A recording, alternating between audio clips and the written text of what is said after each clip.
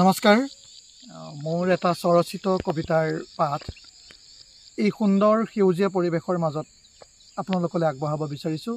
আশা কৰোঁ আপোনালোকে কবিতাটি নিশ্চয় মৰম দিব। কবিতাৰ শিৰোনাম তুমি ভাল পোৱাৰ দৰে ময়ো ভাল পাওঁ সেউজীয়া।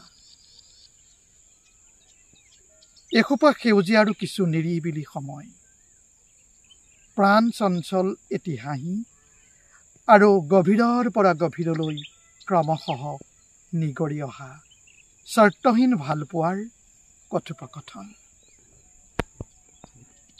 ঐ সেউজীয়া ভালপোৱা ছোৱালীজনী, তোমাৰ সাগৰী নীলা দুচকৰি নীলাত ভালপোৱাৰ অনুভৱবোৰে শিপাই গোপনে বুকুৰ পৰা বুকুলৈ। তুমি ভাল পোৱাৰ দৰে ময়ো ভাল পাওঁ সেউজীয়া, আৰু তোমাক ভাল পাওঁ বাবেই মই কবিতা ভাল পাওঁ। তুমি আছা বাবেই মোৰ পৃথিৱীখন খুবেই ধুনীয়া। ঐ সেউজীয়া ভাল পোৱা ছোৱালীজনী, নৈ দৰিয়লিত বহি মই এজাক সেউজীয়াৰ সপোন দেখোঁ। তোমাৰ সেউজ বুলীয়া দুচকুৰ মাদকতাত তোমাৰ মুখনিলৈ চাই চাই মই তোমাৰ প্ৰেমত পৰোঁ।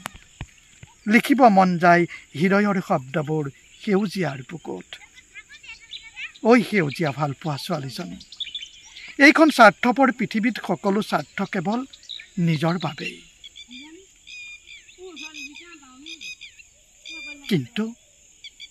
কিন্তু সেউজীয়াবোৰৰ কোনো স্বাৰ্থ নাই, নিস্বাৰ্থভাৱে নিৰ্মল অম্লজান দান দিয়ে জীয়াই থাকিবলৈ, ঠিক তোমাৰে দৰেই। ঐ সেউজীয়া ভাল পোৱা ছোৱালীজনী, তুমি যলৈকে যোৱা ময়ো তালৈকে যাওঁ। তুমি ভাল পোৱাৰ দৰে ময়ো ভাল পাওঁ সেউজীয়া।